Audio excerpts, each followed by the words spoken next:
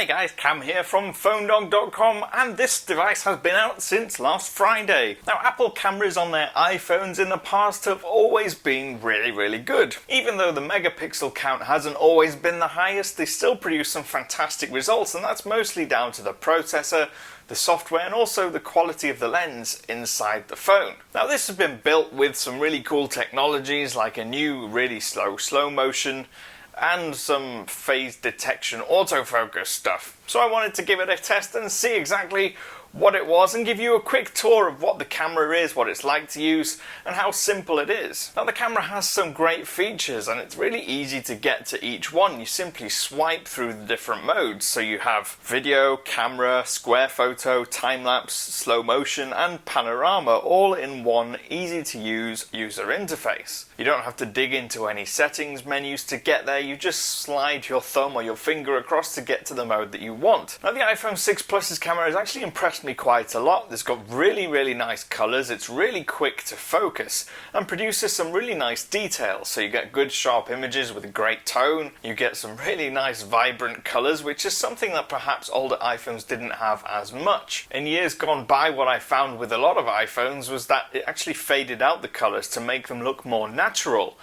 And now they kind of gives it a bit more life this time out. And because it's got optical image stabilization and the new fancy focus phase detection stuff built into it, you actually get really fast autofocus, which means you get fewer blurry shots. So whether you're taking pictures and you're moving, or you're on an unstable surface, or if you're taking pictures of something else that's moving, you will get a really nice in-focus shot a lot of the time. The results will be better than you've ever had on any iPhone before. Now, even testing it in low light, I found that actually performed really well. You get some pretty good shots. I mean, in really low light, you will get a lot of noise as it's trying to boost its exposure and its ISO. You'll find you do get some graining creeping in. And if you want to edit your photos, there's some really easy and simple to use editing tools built into the Photos app now. You can add filters, or you can change settings like contrast and brightness, exposure, all that kind of stuff, all from within the Photos user interface. You edit a photo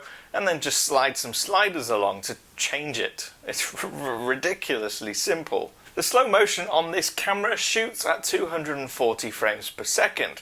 And for those who don't really understand video that well, what it essentially means is it takes 240 still photos every single second. And of course, you'll know videos are just an illusion. They're made up of still photos flashing past your eyes really quickly. And 240 frames per second means that there's 240 of them. Now, to make it slow motion, essentially what they do is they play it back at 30 frames per second.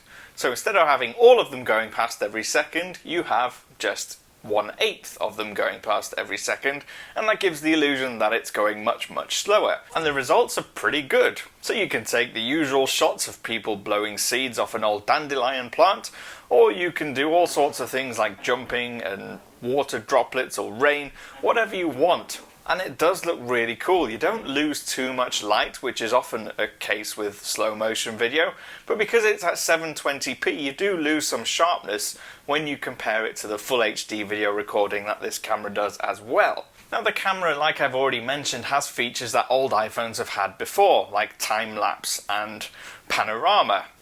And what's great about the iPhone's Panorama is actually it adjusts its exposure in all its levels as you're going around. It doesn't just set a single exposure point when you start off the panoramic photo, like most other phones do. It adjusts as you're moving it around, so you don't have areas where it's ridiculously bright and then ridiculously dark because it hasn't been able to compensate as you're going around with your camera. But in the end, you have a panorama shot that looks evenly lit, even though the actual scene might not be evenly lit. It's really clever, and it makes your panoramas look that much better than what you'll get on most other devices. So all in all then, what we have here is a camera that can do a lot. It creates some fantastic results and has got some really cool nifty little features built in, and all in a package that's very simple to use. And that's something Apple's always been good at. For people who just want to be able to point and shoot and create great photographs, great videos, really cool slow motions, panoramas, whatever you want, you can now do them yourself and you don't have to be an expert.